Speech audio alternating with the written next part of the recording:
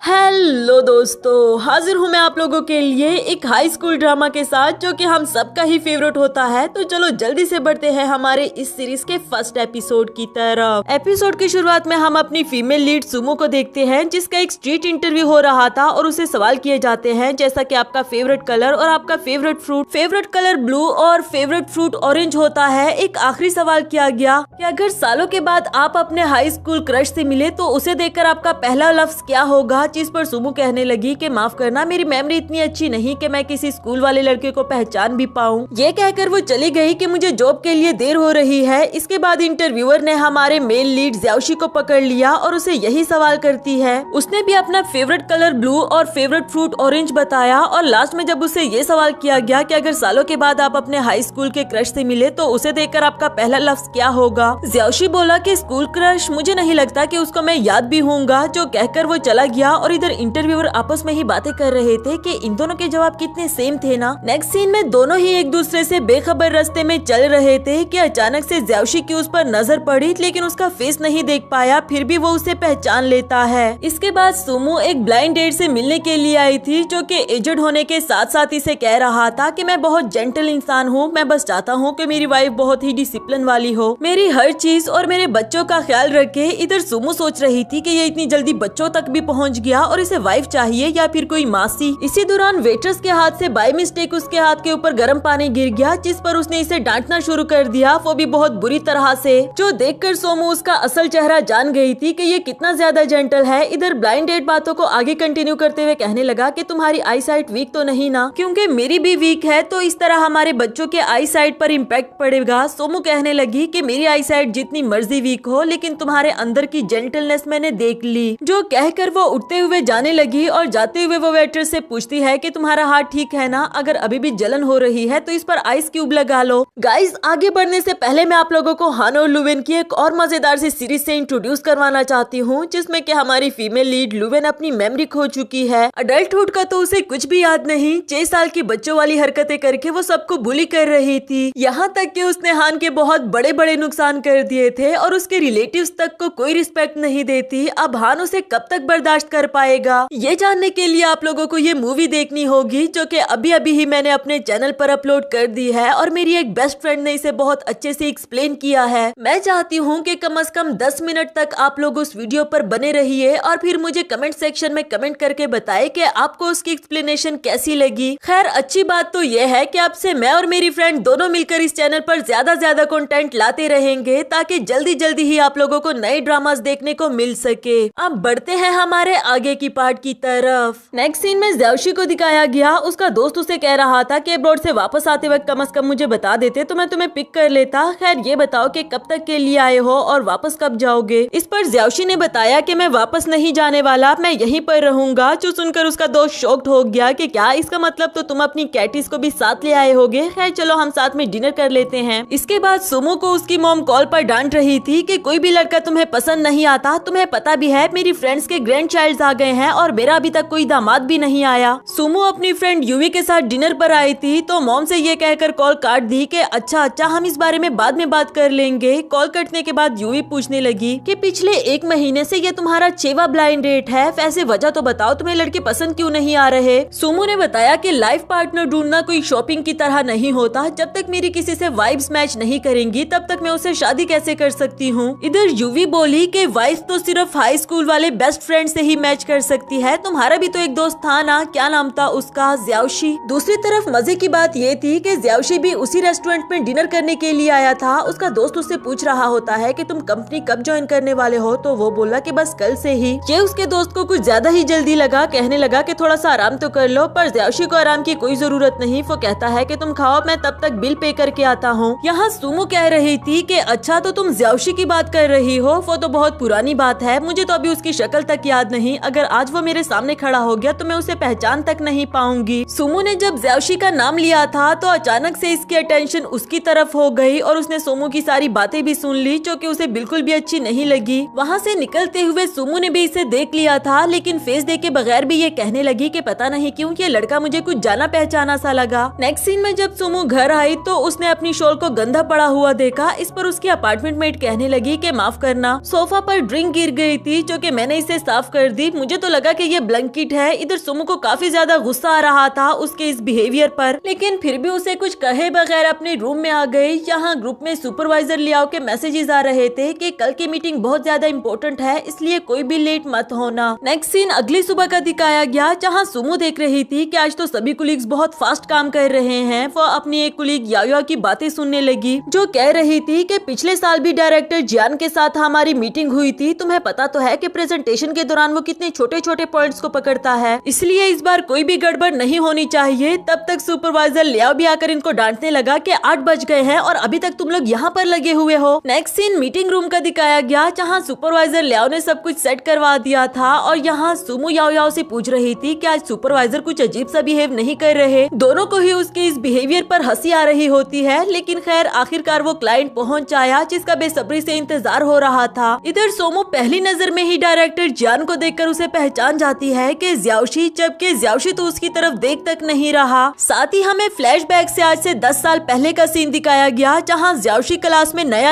आया था। वो क्लास में अपना इंट्रोडक्शन करवाता है, जबकि सुमो भी उसी क्लास की स्टूडेंट थी। प्रेजेंट में वो याओ से कंफर्म करने लगी कि जिस डायरेक्टर जियान का वेट हो रहा था, क्या ये वही लड़का है, और वो बोली कि हाँ वही तो है। इसके बाद सुपरवाइजर लियाओ ने प्रेजेंटेशन स्टार्ट कर दी थी। सारी प्रेजेंटेशन सुन लेने के बाद ज्याओशी बोला कि मुझे कुछ खास फर्क नजर नहीं आया, ये तो बिल्कुल पिछले साल की तरह ही है। जिस पर सुपरवाइजर ने एक नया पॉइंट बताया कि यह अपार्टमेंट 26 साल से लेकर 30 साल की उम्र तक के लोगों के अकॉर्डिंग है। ज्याओशी ने इधर इन बाकियों से पूछा कि तुम में से 26 से लेकर 30 साल की उम्र में कौन है, जिस पर सुमो ने भी अपना हाथ खड़ा कर दिया। ज्याओशी ने उससे सवाल किया कि क्या यह अपार्टमेंट तुम्हारी रिक्वायरमेंट्स के अकॉर्डिंग है। उसको तो कुछ समझ नहीं आती कि क्या बोलूं। याओ ने फौरन से अपनी पीपीटीज उसके सामने रख दी। चोरी छुपे उसे पढ़ते हुए सोमो अपनी टीम का प्लान बी बता रही थी, जो कि ज्याओशी को कुछ ज्यादा पसंद नहीं आया। अब सभी हैरान परेशान थे कि आगे क्या बताए। अचानक से सोमो को आइडिया आया और वो जल्दी से अपना प्लान सी बता देती है, जिसके बारे में तो टीम मेंबर्स को कुछ भी पता नहीं था। लेकिन उसका ये प्लान सी इधर ज्याओशी को काफी हद तक अच्छा लगा, तो वो कह देता है कि नेक्स्ट मीटिंग में मैं चाहता हूँ कि तुम अपने इस प्लान सी को अच्छे से एक्सप्लेन करो। फिलहाल मीटिंग यहाँ पर खत्म हो जाती है। जाते जाते सोमो ने उसे स्टेयर्स में ही रोक दिया और कहने लगी कि मैं आपसे एक पर्सनल सवाल करना चाहती हूँ, क्या आप ज्याओशी को जानते हो? नहीं, मेरा मतलब ये है कि वो मेरा हाई स्कूल मेट था और दिखने में आप मुझे बिल्कुल उसी की तरह लगे। ज्याओशी बोला कि क्या तुम्हें लगता है कि मैं वही हूँगा? सोमो बोली कि नहीं, आप वो कैसे हो सकते हो, आप तो कहीं ज्यादा हैंडसम हो। ज्याओशी भी इसके करीब आते हुए बोला कि वो पुरानी बातें हैं, अब तो वो कहीं ज्यादा बदल चुका होगा और अगर तुम्हारे सामने भी आकर खड़ा हो जाए तो यकीनन तुम उसे नहीं पहचान पाओगी। जो कहकर वो जाने लगा और इधर सुमो सोच रही थी कि इसकी ये कही हुई बात कुछ जानी पहचानी लग रही है। नेक्स्ट सीन में जब उसने ये बात यूवी को बताई तो वो कह रही थी कि यकीनन तुम्हें कोई गलतफहमी हो गई होगी और वैसे भी 10 साल गुजर गए हैं, अब तक तो ज्याओशी भी बहुत ज्यादा बदल चुका होगा। अगर अभी भी तुम्हें डाउट है तो अगली बार जब तुम उससे मिलो तो उसकी एक पिक्चर लेकर मुझे सेंड कर देना, मैं उसके बारे में पता करवा दूंगी। ये वाला आइडिया सुमो को भी काफी अच्छा लगा। नेक्स्ट सीन अगली सुबह की मीटिंग का दिखाया गया, जहाँ ज्याओशी ने अपनी प्रेजेंटेशन दे दी थी। अब बारी है ज्याओशी की पिक्चर लेने की, इसलिए वो वॉशरूम का बहाना करके यहाँ से बाहर जाने लगी। बाहर जाकर उसने चोरी छुपे ज्याओशी की पिक्चर क्लिक की और फिर उसे वी चैट पर यूवी को सेंड कर दी। लेकिन फूटी किस्मत के प्रेजेंटेशन देने के बाद वो अपना वी चैट लॉग आउट करना तो भूल ही गई, इसलिए स्क्रीन पर ज्याओशी ने भी वो देख ली थी। याओ जल्दी में उसके वी चैट को लॉग आउट करना चाहती थी, पर ज्याओशी ने मना कर दिया क्योंकि वो इसकी एक्सप्लेनेशन चाहता है कि आखिर ये हो क्या रहा है। याओ ने फौरन से ये बुरी खबर सुमो को भी सुना दी, जिससे वो काफी ज्यादा एम्बेरस हो जाती है। इधर अंदर सुपरवाइजर लियाओ सोच रहा था कि कहीं सुमो को इस पर क्रश तो नहीं हो गया। सुमो बेचारी सोच रही थी कि अंदर जाकर क्या एक्सप्लेनेशन दूंगी। खैर वो कॉन्फिडेंट होकर अंदर आ गई और कहने लगी कि असल में मैंने एक सरप्राइज प्लान किया था, लेकिन अनफॉर्चुनेटली वो आप लोगों के सामने पहले ही आ गया। खैर अब मैं आप लोगों को एक्सप्लेन कर देती हूँ। जिसके बाद वो अपार्टमेंट के कलर्स और पेंट वगैरह से इधर ज्याओशी के ड्रेसिंग कलर को मैच करके कोई कहानी बता देती है कि आपकी ड्रेसिंग सेंस बहुत ही ज्यादा इम्प्रेसिव है। इस पर तो उसके टीम मेंबर्स भी उसका साथ देने लगे और फाइनली इधर ज्याओशी को कोई ऑब्जेक्शन का मौका ही नहीं मिला। इसके बाद सुपरवाइजर लियाओ कह रहा था कि प्रोजेक्ट का आइडिया सुमो का है, इसलिए वो आप सबको डिनर पर लेकर जाएगी और खुद बाकी के मेंबर्स जल्दी वहाँ से भाग निकले। सुमो बेचारी तो बुरी तरह से फंस गई थी। इधर ज्याओशी के टीम मेंबर्स सोच रहे थे कि हमें इन दोनों को थोड़ी देर अकेला छोड़ देना चाहिए, इसलिए डिनर से मना करके वहाँ से चले गए। उन सब के जाने के बाद सुमो को लगा था कि मिस्टर जियान भी मना कर देगा, जबकि वो तो खड़ा होते हुए बोला कि मैं डिनर पर जाने के लिए तैयार हूँ और उसे आगे ही जाने लगा। नेक्स्ट सीन डिनर का दिखाया गया, जहाँ ज्याओमू सुमो ने नोटिस किया कि कुछ बॉयज इसकी टांगों को घूर रहे थे, तो उसने सुमो को अपना कोट पकड़ा दिया कि तुम इसमें अपनी टांगों को छुपा सकती हो, वैसे भी काफी ज्यादा ठंड है, जिस पर इसने उसका शुक्रिया अदा किया।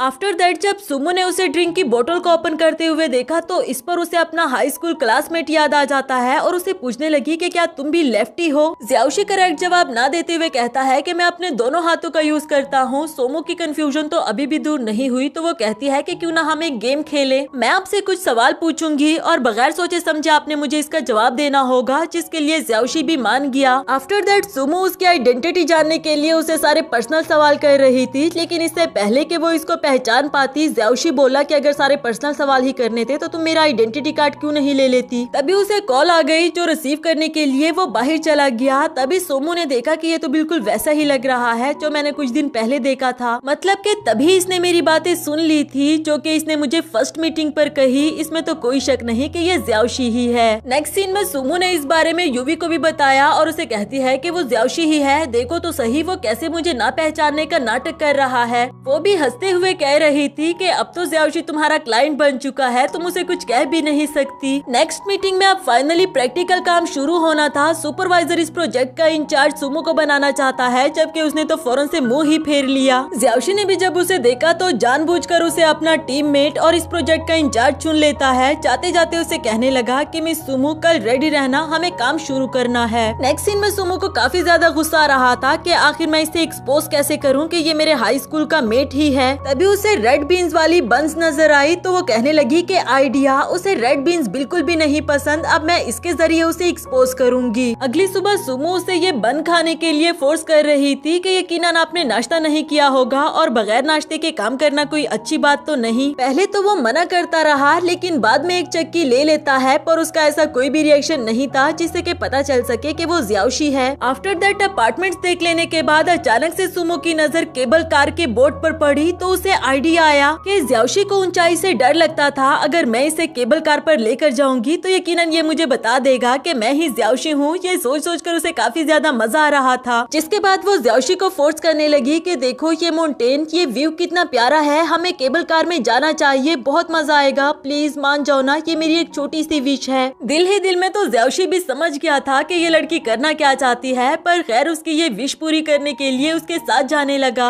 अनफॉर्चुनेटली केबल कार खराब हो चुकी थी। ज़्याओशी बोला कि तुम डिसअपॉइंट हो गई होगी ना, चलो हम पैदल ही ऊपर टॉप तक चलते हैं ये व्यू देखने के लिए, आखिर ये तुम्हारी छोटी सी ख्वाहिश है। ना चाहते हुए भी सुमो पैदल जाने के लिए फंस चुकी थी। ऊपर आते आते वो काफी ज्यादा थक चुकी थी, जबकि ज़्याओशी तो बिल्कुल नॉर्मल लग रहा था। इस पर सुमो ने गुस्से में यूवी को मैसेज करके बताया कि आज तक अगर मुझे किसी से नफरत हुई है ना तो वो कोई और नहीं बल्कि ज़्याओशी है। ऊपर आकर बैठ जाने के बाद इसने सारी बात यूवी को मैसेज पर बताई तो वो इसे कुछ वॉइस सेंड कर देती है, जो सुनने के लिए सुमो ने एयरबड लगा लिया, जो कह रही थी कि उसको एक्सपोज करने के लिए तुम खामखा खुद को हर्ट कर रही हो, मैं यकीन के साथ कह सकती हूँ कि वो स्कैमिंग कर रहा होगा। जबकि ज़्याओशी बोली कि तुम्हें उधर मुड़ने की जरूरत नहीं, मैं सच में ही तुम्हारे साथ स्कैमिंग कर रहा था। वो भी हैरान हो गई कि तुम्हें इस बारे में कैसे पता। तो ज़्याओशी बोला कि अगली बार जरा अच्छी क्वालिटी के एयरबड्स ले लेना, क्योंकि एयरबड्स की आवाज इतनी ऊंची थी कि वो इसे सुनाई दे रही होती है। तो फौरन ज़्याओशी से माफी मांगने लगी कि नहीं मेरा वो मतलब नहीं था। इसी चक्कर में उसने ज़्याओशी का बटन तोड़ दिया था। अब तो वो और भी ज्यादा एम्बेरस फील कर रही थी और बहाना लगाते हुए कहने लगी कि मुझे फ्लू हो गया है, क्यों ना कुछ दिनों के लिए आप इस प्रोजेक्ट पर अकेले ही काम कर ले। जिस पर ज़्याओशी ने फौरन से सुपरवाइजर लियाओ को कॉल लगाई और उसे बताया कि सुमो कह रही है कि मुझे फ्लू हो गया है तो मैं काम नहीं कर पाऊंगी, इसलिए हमें कोई और टीम मेंबर चाहिए। सुमो को तो काफी ज्यादा गुस्सा आ रहा था कि इतनी जल्दी सुपरवाइजर को बताने की क्या जरूरत थी। खैर ज़्याओशी वहाँ से जाने लगा और इसी के साथ हमारा ये वाला एपिसोड खत्म हुआ।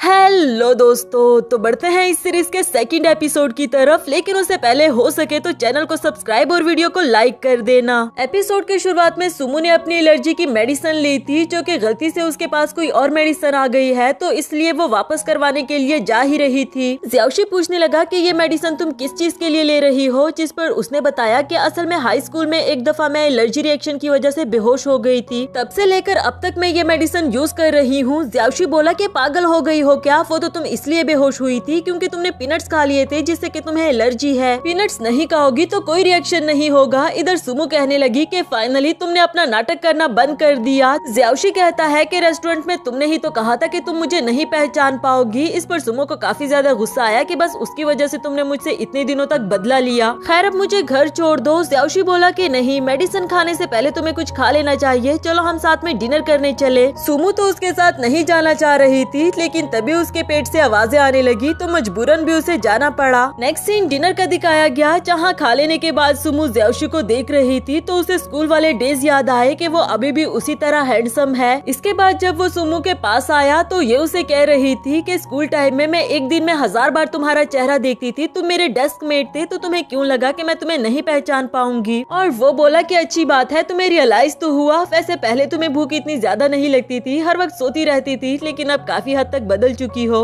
इसके बाद बातों ही बातों में सुमो ने उसे कहा कि सुपरवाइजर लियाओ से कह देना कि मैं तुम्हारे साथ इस प्रोजेक्ट पर काम करना चाहती हूँ। और वो बोला कि इसकी कोई जरूरत नहीं क्योंकि मैंने उसे कॉल ही नहीं की थी, असल में तो मैंने तुम्हें ट्रिक किया। जो कहकर वो बिल पे करने के लिए चला गया और इधर ये सोच रही थी कि ये लड़का तो जरा नहीं बदला। नेक्स्ट सीन में सुमो ने ये सारी बात यूवी को बताई तो वो बोली कि तुम्हें नहीं लगता कि तुम्हें ज़्याओशी को कुछ गिफ्ट में देना चाहिए? काफी सोचने के बाद वो कहती है कि क्यों ना तुम उसे टाई गिफ्ट कर दो। इधर सुमो कह रही थी कि क्या ये अजीब नहीं लगेगा, और वो बोली कि अजीब क्यों लगेगा। इसके बाद टाई लेने के लिए अंदर आ गई, जबकि शॉप लेडी को लग रहा था कि शायद वो अपने बॉयफ्रेंड के लिए लेना चाहती है। अब सुमो उसे क्या ही एक्सप्लेनेशन देती। यूवी भी कहने लगी कि हाँ मैडम, हमें इसके बॉयफ्रेंड के लिए लेना है, आप प्लीज जल्दी से हमें अच्छे वाले दिखा दो। आखिरकार उसे एक टाई पसंद आ जाती है। शॉप लेडी को पैक करने के लिए कहा और साथ में जियान ज़्याओशी नाम भी लिखने के लिए कहती है। इसी दौरान अचानक से सुमो की नजर ज़्याओशी पर पड़ी, जो कि इसे कह रही थी कि ज़्याओशी तुम वापस आ गए हो और तुमने मुझे बताया भी नहीं, मैं तुम्हें कितना मिस कर रही थी, क्या तुमने मुझे मिस नहीं किया? वो बेचारा तो जान छुड़ाने की कोशिश कर रहा था। इधर ये दोनों भी खड़ी देख रही थी। यूवी बोली कि देखो तो सही कितना रोमांस चल रहा है इन दोनों के बीच में। तभी उसे अपने एडिटर का मैसेज आया तो सुमो को अकेले छोड़कर उसे जाना पड़ा, जबकि उधर ज़्याओशी ने भी सुमो को देख लिया था, जिस पर सुमो एम्बेरस हो जाती है और ऐसे दिखाने लगी जैसे हम दोनों का मिलना एक इत्तेफाक हो। ज़्याओशी बोला कि तुमने कहा था ना कि तुम्हें मुझसे कुछ जरूरी काम है। आंखों ही आंखों में उसे इशारा कर रहा था कि प्लीज इस लड़की से मेरी जान छुड़ाओ, लेकिन सुमो दिल ही दिल में कहती है कि भला मैं तुम दोनों के बीच में क्यों इन्वॉल्व हो जाऊं। वो कहने लगी कि मैंने ऐसा कहा था? नहीं, मुझे तो ऐसा कुछ भी याद नहीं। जबकि वो लड़की बोली कि ज़्याओशी ये तुम्हारी कुलीग है, तुमने मुझे मिलवाया क्यों नहीं? जिसके बाद वो इससे हेलो हाय करती है। सुमो ने बताया कि नहीं, हम कुलीग्स नहीं हैं, बस ये मेरा एक नॉर्मल सा क्लाइंट है। खैर तुम दोनों साथ में एंजॉय करो, मैं चलती हूँ। तभी वो शॉप लेडी टाई ले आई कि तुम्हारा गिफ्ट पैक हो गया है और साथ ही मैंने तुम्हारे बॉयफ्रेंड जियान ज़्याओशी का नाम भी लिख दिया है। उसे ये गिफ्ट देने के लिए मैं तुम्हें कुछ ट्रिक्स बताती हूँ। जबकि वो बेचारी इसे चुप करने के लिए कह रही थी क्योंकि जियान ज़्याओशी तो उसके सामने ही खड़ा था। यहाँ भी एक बहुत बड़ी मिसअंडरस्टैंडिंग क्रिएट हो गई। सुमो उस लड़की को समझाते हुए कहती है कि जैसा तुम समझ रही हो ऐसा बिल्कुल भी नहीं, हम दोनों बस नॉर्मल से क्लाइंट्स हैं। आंखों ही आंखों में ज़्याओशी को इशारा करती है कि तुम कुछ बोल क्यों नहीं रहे, बताओ ना इसे। पर वो दिल ही दिल में कह रहा था कि अब मैं बीच में क्यों पढ़ूं। उल्टा वो उस लड़की से ये कह देता है कि प्लीज तुम यहाँ से चली जाओ वरना तो मेरी गर्लफ्रेंड नाराज हो जाएगी। जो सुनकर वो गुस्से में वहाँ से चली गई और इधर सुमो बोली कि ये सब कुछ तुमने जानबूझकर किया ना। जबकि ये कहता है कि वो छोड़ो, तुम मुझे ये बताओ कि मैं तुम्हारा बॉयफ्रेंड कब से बन गया हूँ। सुमो बोली कि चलो किसी रेस्टोरेंट चले, मैं तुम्हें एक्सप्लेन कर दूंगी। नेक्स्ट सीन रात का दिखाया गया, जहाँ सुमो ने यूवी को इस सारे इंसिडेंट के बारे में भी बता दिया था और वो भी इससे एक गुड न्यूज देती है कि मेरा एक नया नॉवल पब्लिश होने वाला है, जो सुनकर सुमो काफी ज्यादा खुश हो गई। नेक्स्ट सीन में ज़्याओशी के दोस्त शेनयी को दिखाया गया, जो किसी से फोन पर बात करते हुए कह रहा था कि हाँ मैं समझ गया हूँ कि मैं किसी के सामने भी अपनी आइडेंटिटी को रिवील नहीं कर सकता। तभी एक कुलीग उसे पूछने लगा कि ओए नए लड़के, तुम्हारा नाम क्या है? जिस पर इसने बताया कि शेनयी, और उसका नाम सुनकर सारे कुलीग्स इस पर हंसने लगे और वो बोला कि क्या हुआ, मेरा नाम इतना फनी है क्या? जिस पर वो लोग इसे एक नॉवल दिखाते हैं जिसमें शेनयी एक लड़के का नाम था, जो कि बहुत ही नकचड़ा और एनोइंग किस्म का लड़का होता है। अब इसने फौरन से उस राइटर का नाम देखा, जो कि कोई और नहीं बल्कि यूवी थी। इसी से ही उसे अपने हाई स्कूल डेज याद आए। दोनों को ही झाड़ू लगाने की सजा मिली थी, लेकिन यहाँ इन दोनों की टकरार हो जाती है। शेनयी उसे कह रहा था कि तुम्हारा नाम और तुम्हारी क्लास क्या है, ताकि मैं तुम्हारी क्लास में शिकायत लगाऊं। यूवी तो उसे अपना नाम नहीं बताती, जबकि उसने जबरदस्ती इसके हाथ से बुक खींचकर उसका नाम देख लिया था। प्रेजेंट में कहने लगा कि यूवी। दूसरी तरफ यूवी भी इसकी कंपनी में आई थी, क्योंकि यहाँ पर उसकी कोलिब्रेशन हुई है और जाते हुए दोनों ही अचानक एक दूसरे से टकरा गए। तभी यूवी ने उसके फोन में देखा कि ये तो मेरा नॉवल ओपन है तो वो इसे अपनी फैन समझ बैठी और कहने लगी कि तुमने मुझे पहचाना नहीं क्या, मैं तुम्हारी आइडल यूवी हूँ। वैसे तो शनिये को उस पर गुस्सा था, लेकिन फिलहाल के लिए वो भी नाटक करने लगा जैसे कि हाँ मैं सच में ही तुम्हारा फैन हूँ। एट द एंड यूवी उसे अपना ऑटोग्राफ देना चाह रही थी और उससे उसका नाम पूछा, जिस पर इसने शनिये बताया और सुनकर तो वो शॉक्ड हो गई। नेक्स्ट सीन में दोनों ही इस बारे में अपने फ्रेंड्स को बता रहे थे कि वैसे तो वो काफी बदल गया है, लेकिन पर्सनैलिटी उसकी अभी भी वैसी की वैसी खड़ूस है। शनिये कह रहा था कि वो पहले से कहीं ज्यादा प्यारी हो चुकी है, लेकिन मुझे समझ नहीं आती कि उसने मुझे अपना दुश्मन क्यों बना लिया, आखिर मैंने ऐसा क्या किया था।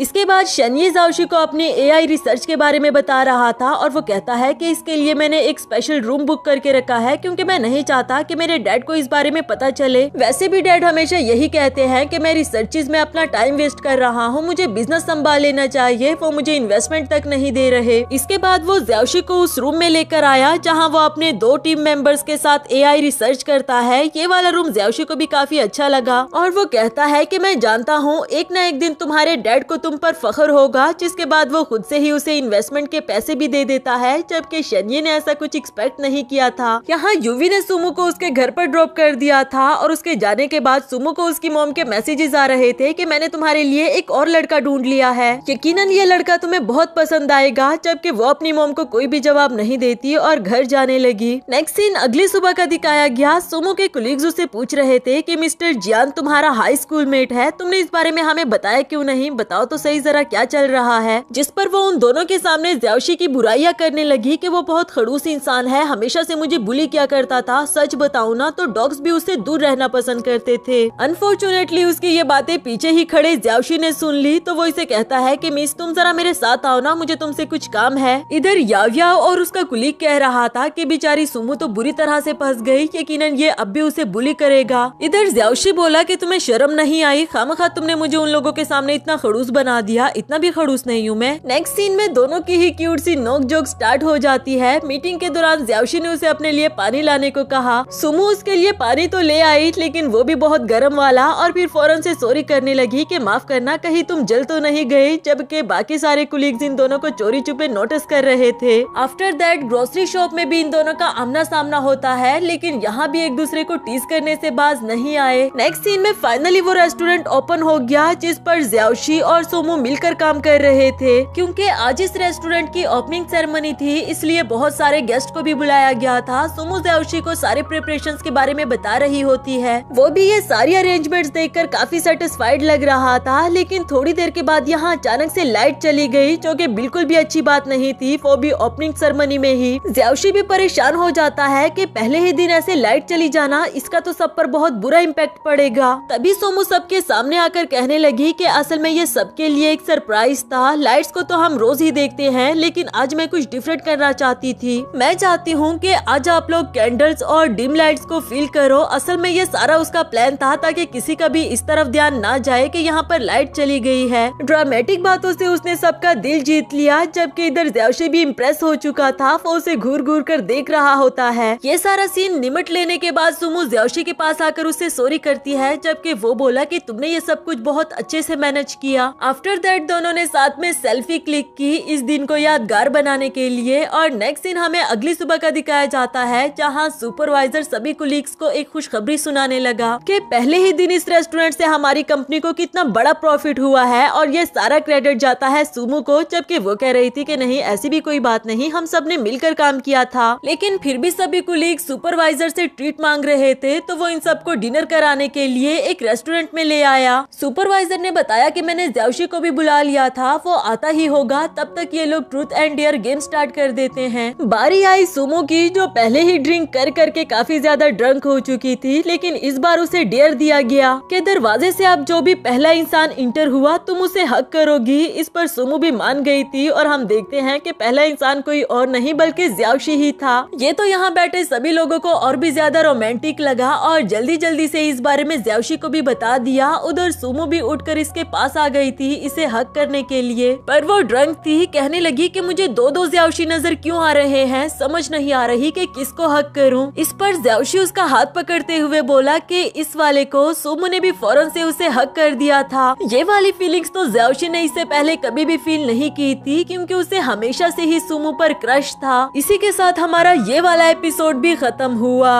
हेलो दोस्तों, तो बढ़ते हैं इस सीरीज के थर्ड एपिसोड की तरफ। लेकिन उससे पहले अगर आपने अभी तक मेरे चैनल को सब्सक्राइब नहीं किया तो इंतजार किस बात का, हो सके तो वीडियो को भी लाइक कर देना। एपिसोड के शुरुआत में सुमो ने ज़्याओशी को हक कर दिया था, जबकि उसे अभी तक इस बात का यकीन ही नहीं आता। याओ याओ से पूछने लगा कि इसने कितने पैक ड्रिंक की जो इतनी ड्रंक हो गई है। ये बोली कि सिर्फ एक पैक। तब तक गेम में ज़्याओशी की बारी आ गई थी तो उसने ट्रुथ को चूज किया। याओ याओ ने उससे सवाल किया कि क्या तुम्हें किसी पर क्रश है। सब लोग यही सोच रहे थे कि अब वो सुमो का नाम लेगा, जबकि वो सिर्फ इतना कह देता है कि हाँ। फिर जब याओ याओ उस लड़की का नाम पूछना चाह रही थी तो वो बोला कि अब ये तो दूसरा सवाल है। नेक्स्ट सीन अगली सुबह का दिखाया गया। सुमो की जब आंख खुली और उसने खुद को किसी और के रूम में देखा तो वो हैरान हो गई। उसके कपड़े भी चेंज थे। तभी उसे कल रात के बारे में याद आया जब वो याओ याओ से अपनी अपार्टमेंट मेट के बारे में डिस्कस कर रही थी कि वो कितनी बुरी है, मेरे साथ कोऑपरेट भी नहीं करती। सच बताओ ना तो मेरा उस घर में जाने को बिल्कुल भी दिल नहीं करता। लेकिन तभी यहाँ पर उसके रूम में ज़्याओशी इंटर हो गया, जिसे देखकर तो वो हैरान हो गई कि तुम यहाँ। वो बोला कि क्या हुआ, तुम कल रात के बारे में सब कुछ भूल गई हो। अब ये फौरन से उसका हाथ पकड़कर पूछने लगी कि क्या मैंने अपने कपड़े खुद बदले थे, जिस पर वो नहीं कहकर वहाँ से चला गया। नेक्स्ट सीन में ज़्याओशी उसे घर ड्रॉप करने के लिए जा रहा होता है, जबकि इधर सुमो काफी ज्यादा एम्बेरस थी कि मुझे कल रात के बारे में कुछ याद क्यों नहीं आ रहा। उसका फोन भी ऑफ हो चुका था। ज़्याओशी के चार्जर पर वो लगा देती है, लेकिन वो सोच रही थी कि ज़्याओशी ऐसा क्यों दिखा रहा है जैसे मैंने उसे कल रात एम्बेरस किया हो। अचानक ही जंप लगने से उसे कल रात के बारे में याद आया, क्योंकि जब वो सो रही थी तो ऐसे ही जंप लगा था। इस पर उसने ज़्याओशी को डांटना शुरू कर दिया कि अगर तुम्हें गाड़ी चलानी नहीं आती तो मुझे दो, मैं ड्राइव कर लूंगी। वैसे सच कहूँ ना, अगर तुम अपनी जबान को तेज तेज चूरी की तरह ना चलाते तो तुम और भी ज्यादा हैंडसम लगते। प्रेजेंट में अब वो एम्बेरस होकर ज़्याओशी से माफी मांगने लगी और प्रॉमिस करते हुए कहती है कि अब मैं कभी भी ड्रिंक नहीं करूंगी। जबकि वो बोला कि प्रॉमिस 4 नहीं बल्कि 3 उंगलियों से किया जाता है। सिर्फ यही नहीं बल्कि जब सुमो ने अपना फोन ऑन किया तो उसमें इन दोनों की पिक्चर थी और साथ ही हमें फ्लैशबैक का सीन दिखाया गया जब ज़्याओशी उसे रूम तक ले आता है तो सुमो ने उसकी टाई पकड़कर उसे अपनी तरफ खींच दिया था और एक प्यार भरी स्माइल से उसे देखने लगी। यहाँ उसने अपने फोन से ज़्याओशी के साथ सेल्फी भी क्लिक कर दी थी। वो तो इसे फोन लेना चाह रहा था, लेकिन ये उसे देती ही नहीं कि ये मेरा फोन है। फिर जब उसने कहा कि मैं इन कपड़ों में बिल्कुल भी कंफर्टेबल फील नहीं कर रही तो ज़्याओशी ने कॉल करके एक फीमेल सर्वेंट को बुला लिया था इसके कपड़े चेंज कराने के लिए। इसी दौरान सुमो ने वो पिक्चर वीचैट पर अपलोड कर दी थी कि मैंने अपने लिए बॉयफ्रेंड चुन लिया है। अब तो सभी लोग उसे मैसेजेस करके पूछ रहे थे कि चुपी रुस्तम, तुमने हमें इस बारे में तो कुछ भी नहीं बताया। ये सब कुछ देखकर वो बहुत ज्यादा एम्बेरस थी और ज़्याओशी से कहती है कि ये सब कुछ इसलिए हुआ क्योंकि मैं ड्रंक थी। वो बोला कि मैं जानता हूँ, या फिर अब तुम इसके लिए कंपेंसेशन देना चाहती हो। कंपेंसेशन का सुनकर तो वो फौरन गाड़ी से उतरकर अपने घर भाग गई। इधर ज़्याओशी भी यही एक्सपेक्ट कर रहा था।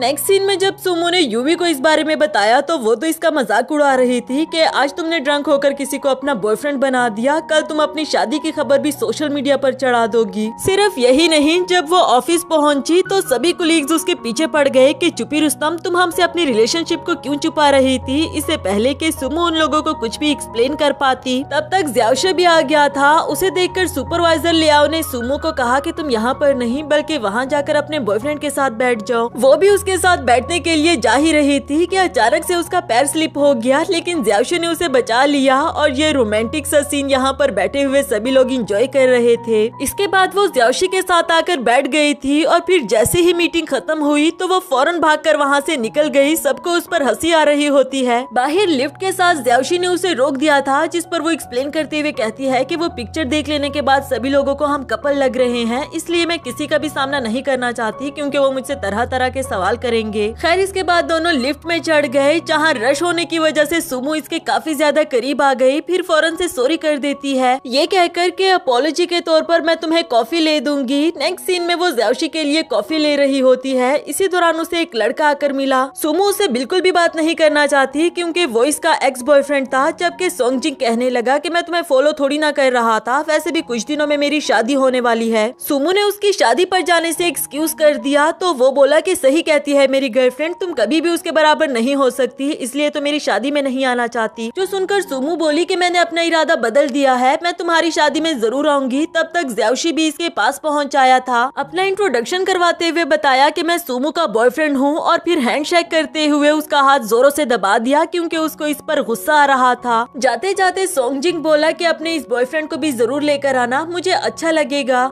नेक्स्ट सीन में सुमो और ज्याओशी ने मिलकर एक डील कर ली थी कि मैं तुम्हारे साथ तुम्हारा बॉयफ्रेंड बनकर तुम्हारे एक्स बॉयफ्रेंड की शादी में चला जाता हूँ और तुम मेरी गर्लफ्रेंड बनकर मेरी फैमिली डिनर में आ जाना। क्योंकि उस दिन मॉल में जो लड़की चूजी इनको मिली थी उसने घर में सबको बता दिया था कि ज्याओशी की गर्लफ्रेंड है। अब फिलहाल के लिए तो इसे घर में इंट्रोड्यूस करवाना जरूरी है, बाद में सबको अच्छे से एक्सप्लेन कर देंगे। नेक्स्ट सीन में शन्यू को दिखाया गया, उसे यूवी के पास भेजा जा रहा था एक नॉवल का कॉपीराइट लेने के लिए। वो तो जाने से मना करता है, लेकिन ना कहने वाला ऑप्शन उसके पास था ही नहीं। असल में वो अपनी ही कंपनी में एक मामूली सा एम्प्लॉय बनकर जॉब कर रहा था और किसी को अपनी आइडेंटिटी भी रिवील होने नहीं देता। नेक्स्ट सीन में वो यूवी के पास पहुंच आया था, जबकि वो बोली कि ये तो तुम्हें तब सोचना चाहिए था ना जब तुम मुझे बेवकूफ बना रहे थे। तभी मिस्टर जाओ आकर कहता है कि मिस यूवी, आपको इसके लिए जितने भी पैसे चाहिए हम देने के लिए तैयार है। और यूवी बोली कि पैसों की कोई बात नहीं, लेकिन सिंसियरिटी की बात है। शन्यू बोला, मगर हमारी तो कोई बात भी नहीं हुई, तो तुम्हें कैसे पता कि मैं सिंसियर नहीं हूँ। इस पर मिस्टर जाओ ने उसे चुप करा दिया कि तुम तो चुप करो, मैडम बिल्कुल ठीक कह रही है। यूवी ने फैसला किया कि ठीक है, मैं जरा सोच समझ कर इन कॉन्ट्रैक्ट पेपर पर साइन करूंगी, लेकिन तब तक क्या मैं आपके इस एम्प्लॉय को अपने असिस्टेंट की तरह यूज कर सकती हूँ। शन्यू तो ऐसा बिल्कुल भी नहीं करना चाहता, लेकिन मिस्टर जाओ धीरे से कहने लगा कि मान जाओ वरना तो मैं तुम्हें फायर कर दूंगा और तुम्हें तुम्हारे उस फजूल से रिसर्च के लिए भी पैसे नहीं मिलेंगे। तब बेचारे शन को भी मानना पड़ा। नेक्स्ट सीन में वो अपना ये दुखड़ा ज्याओशी को सुना रहा था कि डैड से अपने रिसर्च के लिए फंड निकलवाने को मुझे कितना कुछ सहना पड़ रहा है, उस लड़की का असिस्टेंट तक बन गया हूँ। तभी उसे यूवी ने कॉल करके अपना नंबर सेव करने के लिए कहा कि मुझे कभी भी तुम्हारी जरूरत पड़ सकती है। इस पर तो इसको और भी ज्यादा गुस्सा आने लगा और ज्याओशी से बोला कि चलो यार, अपना माइंड रिफ्रेश करने के लिए हम साथ में डिनर कर लें। उसने भी साथ जाने से मना कर दिया कि फिलहाल मुझे किसी और दोस्त के साथ जाना है। और शन्यू बोला कि तुम्हारा ऐसा कोई दोस्त भी है जिसे मैं नहीं जानता। असल में तो वो सुमो की बात कर रहा था। नेक्स्ट सीन में सुमो सोंगजिंग के रिसेप्शन पर पहुंच आई थी और ज्याओशी को कॉल करके पूछने लगी कि तुम कहाँ हो, जिस पर वो बोला कि मैं 10 मिनट में पहुंच जाऊंगा। इसके बाद वो हॉल के अंदर चली जाती है जहाँ सोंगजिंग की वाइफ इसके पर्स को लेकर इसे एम्बेरस करना चाहती थी, जबकि सुमो ने उल्टा उसे ही एम्बेरस कर दिया कि तुम्हारा पर्स पिछले साल वाला एडिशन है ना, जबकि मुझे आउटडेटेड चीजें रखना बिल्कुल भी नहीं पसंद। सोंगजिंग भी फौरन से बात बदल देता है कि तुम्हारा बॉयफ्रेंड तुम्हारे साथ क्यों नहीं आया, या तुम झूठ बोल रही थी। सुमो ने बताया कि वो बस पहुंचने ही वाला होगा। सोंगजिंग की वाइफ इसे मजीद एम्बेरस करने के लिए कह रही थी कि मैंने एक बहुत अच्छी कंपनी में इंटरव्यू दिया है, जैसे ही मेरा सिलेक्शन हो गया तो मैं तुम्हारी भी वहाँ पर कोई मामूली सी जॉब लगवा दूंगी। आखिर हम कॉलेज के क्लास फेलोज थे। तब तक यहाँ पर ज्याओशी भी इंटर हो जाता है और उसे देखकर वो लड़की कहने लगी कि अरे मिस्टर जियान आप। ज्याओशी ने सुमो का हाथ पकड़कर उसे अपना इंट्रोडक्शन करवाया, जिस पर तो वो लड़की काफी ज्यादा शॉक्ड हो गई थी। खैर इन दोनों को बैठने के लिए कहती है, जबकि सुमो बोली कि नहीं, हम यहाँ बैठने के लिए नहीं आए, मैं बस ये रेड इनवेलप देना चाहती थी। तुम दोनों हमेशा एक दूसरे के साथ खुश रहो। और फिर ज्याओशी के साथ वहाँ से वापस चली गई। बाहर आकर ज्याओशी पूछ रहा था कि वो इनवेलप काफी बड़ा हुआ लग रहा था, जिस पर सुमो ने स्माइल कर दिया। उधर जब उन्होंने इनवेलप ओपन करके देखा तो उसमें सिर्फ 50 युआन का एक ही नोट था, जो देखकर तो सभी लोग हंसने लगे। नेक्स्ट सीन में वापस जाते हुए ज्याओशी से पूछ रहा था कि आखिर तुम उस जैसे लड़के के साथ रिलेशनशिप में आई ही क्यों थी, जिस पर सुमो बताने लगी कि स्टार्ट में तो वो मुझसे बहुत स्वीटली बात किया करता था और मुझे बहुत अच्छे से ट्रीट करता, लेकिन रिलेशनशिप में आने के बाद मुझे रियलाइज हुआ कि वो तो वैसा है ही नहीं जैसा कि वो प्रिटेंड करता था। खैर मैंने तुम्हें अपने बारे में कितना कुछ बता दिया, अब तुम भी मुझे अपने क्रश के बारे में बताओ ना, जिस पर ज्याओशी ये कहकर चला जाता है कि कोई भी नहीं है। नेक्स्ट सीन में यूवी सुमो को समझा रही थी कि चलो वो तुम्हारा बॉयफ्रेंड बनकर तुम्हारे साथ चला गया था, लेकिन वो अब तुम्हें अपनी गर्लफ्रेंड बनाकर फैमिली डिनर में क्यों ले जाना चाहता है। देखो यहाँ पर मुझे उस पर बिल्कुल भी ट्रस्ट नहीं। फॉर्चुनेटली शन्यू भी वहीं पर था और इनसे आकर पूछने लगा कि तुम दोनों अभी ज्याओशी के बारे में बात कर रहे थे। सुमो तो उसे जानती तक नहीं थी। उसे अपना इंट्रोडक्शन करवाया, लेकिन वो ज्याओशी के बारे में कुछ भी नहीं बताती और उसे वहाँ से भेज दिया। उसके जाने के बाद ये दोनों डिस्कस कर रहे थे कि ये लड़का यहाँ पर भी पार्ट टाइम जॉब करता है। ऐसा लग रहा है कि बेचारे को पैसों की बहुत जरूरत होगी। नेक्स्ट सीन में शन्यू ज्याओशी को मैसेज करके पूछ लेता है कि तुम किसी सुमो नाम की लड़की को जानते हो क्या, कहीं तुम उससे प्यार तो नहीं करते, क्योंकि यहाँ पर यूवी उसे तुम्हारे खिलाफ भटका रही है, तुम जल्दी से आ जाओ। थोड़ी ही देर में ज्याओशी वहाँ पर पहुँच आया था और शन्यू जल्दी से आगे आते हुए कहता है कि तुम्हें क्या लगा था, तुम मेरे दोस्त की गर्लफ्रेंड को उसके खिलाफ भटकाओगी और मेरे दोस्त को पता तक नहीं चलेगा। यूवी ने भी उसे लड़ना शुरू कर दिया कि बेवकूफ इंसान, ये मेरी दोस्त है तो इसको अच्छा मशवरा देना मेरा फर्ज है ना, जाओ तुम ज्याओशी के लिए कॉफी लेकर आओ, उसका बिल मैं पे कर दूंगी। शन्यू बोला कि तुम्हें कैफे के नाम से पता नहीं चल रहा कि ये कॉफी शॉप इसी की ही है। खैर ये दोनों आपस में छोटी छोटी बातों पर लड़ते रहे, जबकि सुमो और ज्याओशी खड़े इन दोनों का तमाशा देख रहे होते हैं। इसके बाद जाते जाते ज्याओशी ने दोनों को कैफे के VIP कार्ड दे दिए थे, जिससे कि ये दोनों फ्री में कॉफी पी सकेंगी। जिसके बाद यूवी कह रही थी कि ये लड़का इतना भी बुरा नहीं, मेरे ख्याल से तुम इसके साथ इसकी फैमिली डिनर में जा सकती हो। इधर शनी बोला कि इतना भी क्या मतलब, मेरा दोस्त बहुत अच्छा है। यूवी कहती है कि तुम एक वेटर होकर बीच में टांगे क्यों अड़ा रहे हो, जाकर अपना काम करो।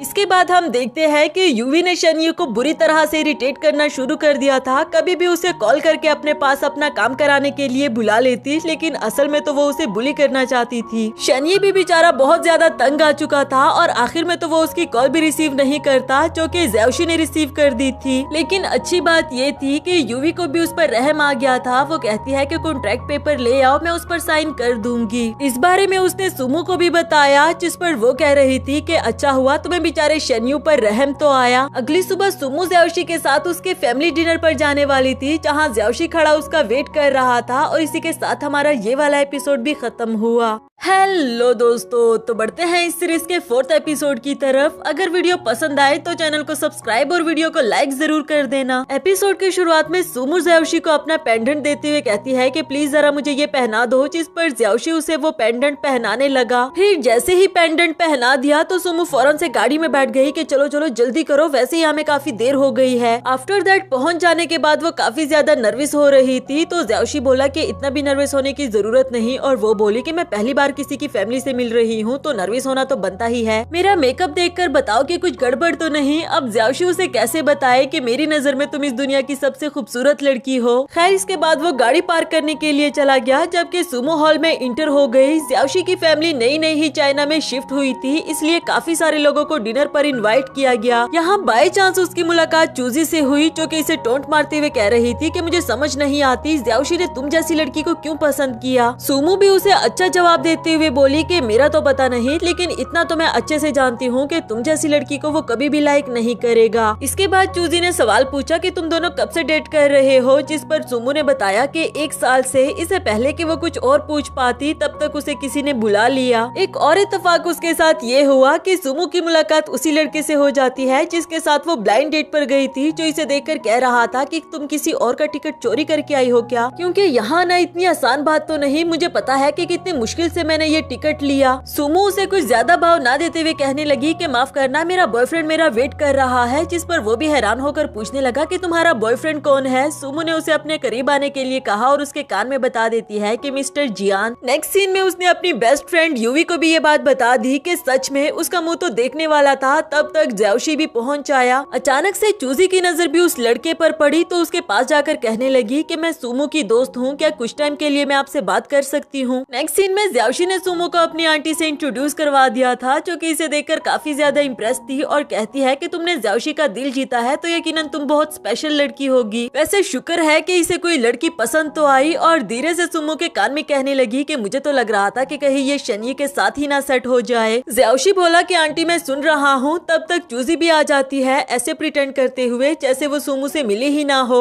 बातों ही बातों में उसने बता दिया कि तुम दोनों तो 1 साल से डेटिंग कर रहे हो ना, लेकिन अभी मैं एक दोस्त से मिली थी, वो कह रहा था कि आज से 1 महीने पहले सुमो उसके साथ ब्लाइंड डेट पर गई थी। ये सुनकर आंटी तो शॉक्ड हो गई और सुमो को भी समझ नहीं आती कि क्या बोलूं, तो ज्याओशी ने फौरन से मामले को संभाल लिया, ये कहते हुए कि इसमें सारी की सारी गलती मेरी ही है, क्योंकि मैं काफी टाइम से सुमो की फीलिंग्स को इग्नोर कर रहा था और ये बात तो भूल ही चुका था कि हर लड़की को जल्दी होती है अपना घर बसाने की। लेकिन अब सब कुछ ठीक हो चुका, क्योंकि मैं समझ चुका हूँ कि जो सुमो का हक है वो मुझे उसे देना चाहिए। ये सुनकर आंटी भी इम्प्रेस हो गई कि शुक्र है तुम्हें ख्याल तो आया, मैं तुम दोनों के लिए बहुत ज्यादा खुश हूँ। वो दोनों आपस में लवी डवी रिएक्ट कर रहे थे, जबकि इधर चूजी को काफी ज्यादा गुस्सा आ रहा था। नेक्स्ट सीन में दोनों साथ चलते हुए बातें कर रहे थे। ज्याओशी ने बताया कि मैं काफी टाइम से अपनी आंटी के साथ रहा, क्योंकि वो अब्रॉड में रहा करती थी। मेरे हाई स्कूल के बाद मेरी मॉम की डेथ हो गई थी, जो सुनकर सुमो को बहुत बुरा लगा और वो कहती है कि अच्छा तो इसलिए तुमने अब्रॉड जाकर अपना नाम भी बदल लिया था। इसी दौरान सुमो को उसकी मॉम की कॉल आई, जो कि फिर से इसे ब्लाइंड डेट के लिए फोर्स कर रही थी। आखिरकार वो बेचारी भी कह देती है कि मॉम मैंने अपने लिए बॉयफ्रेंड ढूंढ लिया है। ये कहकर उसने फौरन से कॉल काट दी, वरना तो मॉम उसे देखने की जिद करती। उधर ज़्याओशी भी समझ चुका था। वो इसके पास आते हुए कहता है कि चलो हम एक डील करें, क्यों ना कुछ टाइम के लिए हम दोनों ही एक दूसरे के गर्लफ्रेंड बॉयफ्रेंड होने का नाटक करें। हम दोनों को ही ब्लाइंड डेट के लिए फोर्स किया जा रहा है और मेरे पास इतना टाइम नहीं कि मैं किसी को रिलेशनशिप के लिए ढूंढ सकूं। सुमो ने अभी तो कोई जवाब नहीं दिया, लेकिन जब ज़्याओशी उसे घर ड्रॉप कर देता है तो वो बोली कि ठीक है मैं इसके लिए तैयार हूँ, लेकिन अगर हम दोनों में से किसी को भी कोई और पसंद आ गया तो ये कॉन्ट्रैक्ट उसी वक्त खत्म हो जाएगा। नेक्स्ट सीन में सुमो हमेशा की तरह ये बात अपनी बेस्ट फ्रेंड यूवी को बता रही होती है। दूसरी तरफ हमें शनियू को दिखाया गया। उसके डैड का असिस्टेंट इसे कह रहा था कि ये चाबी ले लो, बॉस ने मुझे आपको आपकी गाड़ी वापस देने के लिए कही क्योंकि इस बार आपने अच्छे से काम किया। शनियू इस बात से काफी ज्यादा खुश हो गया और उनसे कहने लगा कि चलो गाड़ी में बैठ जाओ, मैं आपको ऑफिस तक ड्रॉप कर देता हूँ। जबरदस्ती उनको गाड़ी में बिठा दिया। ये वाला सीन यहाँ इन दोनों ने भी देख लिया था और आपस में ही बात करते हुए कहने लगी कि आखिर इस लड़के को पैसों की इतनी भी क्या जरूरत कि ये इतनी सारी पार्ट टाइम जॉब कर रहा है। सुमो को भी उस पर रहम आ रहा था। यूवी से पूछने लगी कि तुम्हें भी तो असिस्टेंट की जरूरत है ना, क्यों ना तुम इसे रख लो। नेक्स्ट सीन में उसने शनियू को बुलाकर अपने असिस्टेंट बनने की ऑफर दे दी थी कि इस तरह तुम्हें ये बाकी पार्ट टाइम्स वाली जॉब जैसे कि ड्राइवर वाली जॉब नहीं करनी पड़ेगी। शनियू भी सारा मामला समझ गया था। कहने लगा कि वैसे तो मैं तुम्हारा असिस्टेंट कभी भी नहीं बनना चाहता था, लेकिन आज मैं अच्छे मूड में हूँ, इसलिए तुम्हारी इस ऑफर को सैलरी के बगैर ही एक्सेप्ट कर लेता हूँ। सुनकर तो यूवी भी हैरान हो गई। नेक्स्ट सीन में उसने ये सारी बात सुमो को भी बताई, ये कहते हुए कि आज मुझे थोड़ा थोड़ा सा रियलाइज हुआ कि ये लड़का इतना भी बुरा नहीं जितना कि मैं उसे समझती थी। यूवी की कॉल करते साथ ही सुमो को उसकी मॉम की कॉल आ जाती है, जो कह रही थी कि अभी तक तुमने मुझे अपना बॉयफ्रेंड नहीं दिखाया, जल्दी से दिखाओ वरना तो मैं देखने के लिए वही आ रही हूँ।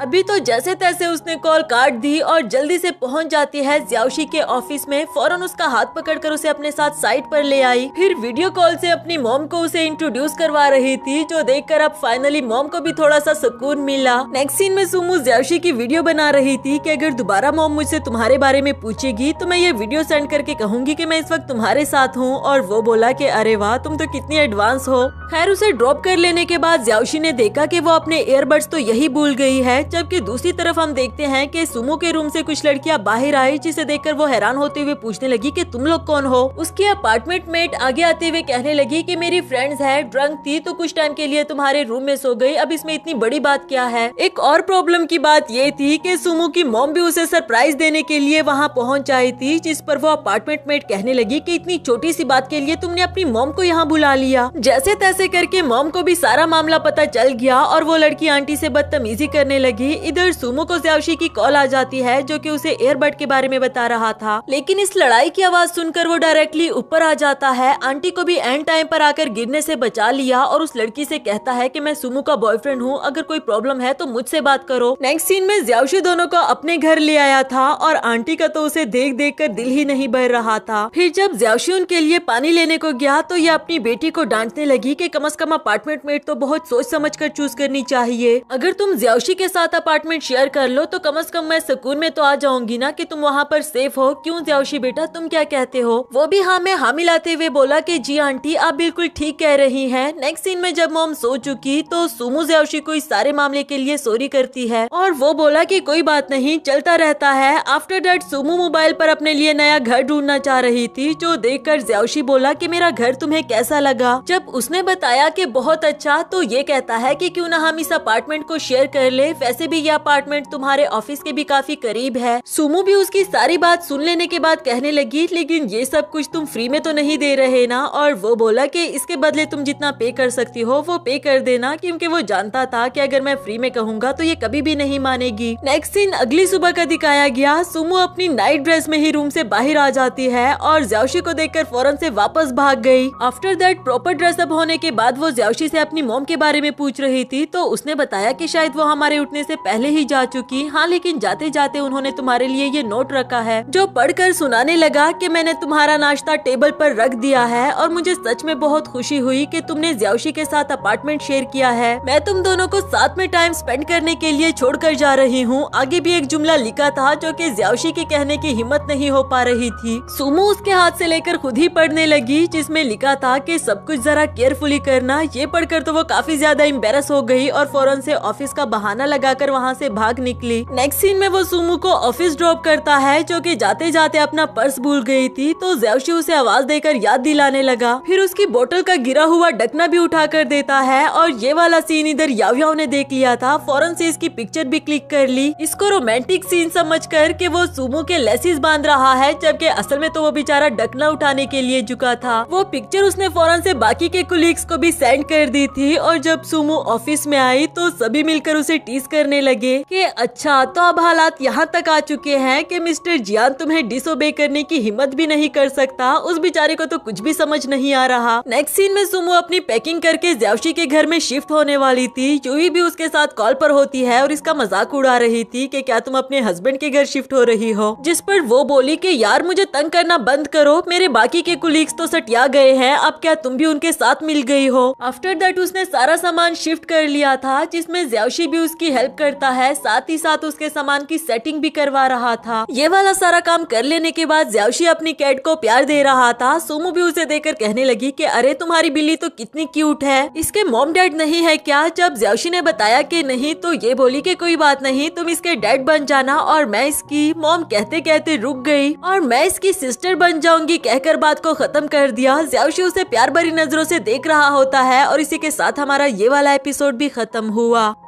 अगर आपको ये सीरीज पसंद आई तो इसके बाकी के एपिसोड मैंने अपने न्यू चैनल के ड्रामा मैक्स पर अपलोड कर दिए होंगे, जिसका लिंक भी मैंने कमेंट सेक्शन में पिन कर दिया। तो जल्दी से मेरे नए चैनल के ड्रामा मैक्स पर जाकर उसे सब्सक्राइब कर ले ताकि इसके बाकी के एपिसोड्स को भी एंजॉय कर सके।